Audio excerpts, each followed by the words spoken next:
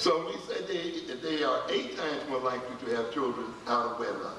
They are 9 times more likely to drop out of school before graduation. 5 times more likely to be both out of work and out of school. And let me say something about this out of work situation. Many people often think that when people are unemployed, they think of the person themselves as being unemployed. Well, he didn't get the job. Keep this in mind, ladies and gentlemen, when he is a father or she is a mother, you are unemployed in a sense, a whole family. When a young man is not getting a job, you're talking about a young man who, though he's had a child out of wedlock, cannot marry because of the uncertainty of his income or the instability of his income. Not only then is he reluctant to marry, or is the woman reluctant to marry him because she doesn't see any material gain as a result of marrying him, or the system organizes its support to her in such a way that says, in a sense, you have to keep them outside in order to get minimum support. In addition to that, a psychology is produced within the family. When a man is unemployed or a woman is unemployed, there is a psychological dynamic that develops in the family. The man's dealing with his own masculinity, his own inability to provide for his family, his concern with his authority, which is based on his ability to provide, the attitude often of the woman. He's still thinking often that he should be the final word and the final authority, until one day she tells him, I'm earning the money in here. And I'm the one who's responsible for keeping this family alive. So, you know, he had to sit back. Now out of that, of course, often comes a man who's going to insist that he's the last word, and often may insist in a way that brutalizes or abuses the wife and creates all kind of psychological abuse within the family itself. What am I saying here then?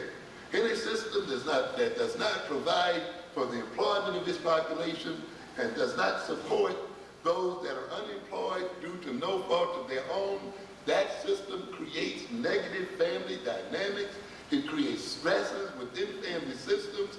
It creates stresses within communities. It creates traumatic relationships between people. And out of these stresses and confusions and uncertainties and so forth arises violence. And that violence is going to occur within that family, within that community, within that race. And then we'll have the outside community saying that this family or this race or this group is violent innately, that we have nothing to do with it. We have here then that these youths who are out here dropping out of school and so forth are 4 times more likely to be forced to turn to public assistance for basic income support. Young women with poor basic skills, whether black, white, or Hispanic, are more than 3 times as likely to be parents as those with average or better skills. 18 and 19-year-old men with poor basic skills are 3 times as likely to be fathers as those with average basic skills.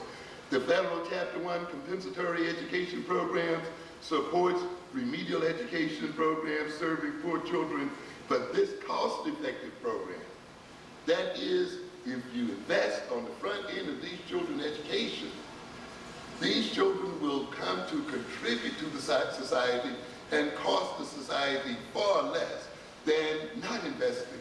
But we have a system here, and we have a state here that is paying now almost $50 million a month for prisons, and yet will cut the budgets in schools, as we see in New York City, will cut budgets in city universities and its universities and schools, particularly now that they are black,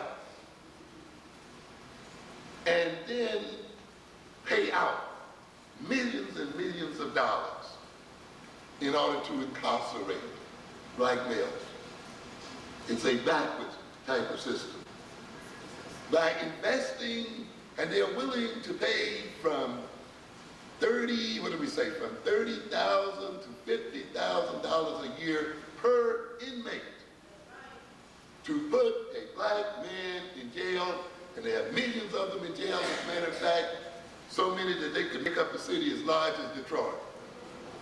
They're willing to make that kind of investment, but will not invest $4,000 a year for a child and reap the benefits thereof, which lets you know, ladies and gentlemen, that there is a deep factor of racism involved in the way the government dispenses its income.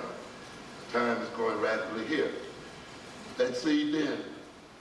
So they fund these programs to only about half, for only half of the low-income students in need of its assistance.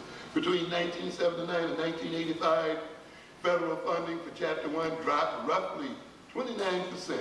Chapter 2 served only 54, Chapter 1 served only 54 students for every 100 poor school-aged children in 1985, down from 75 students in 1980.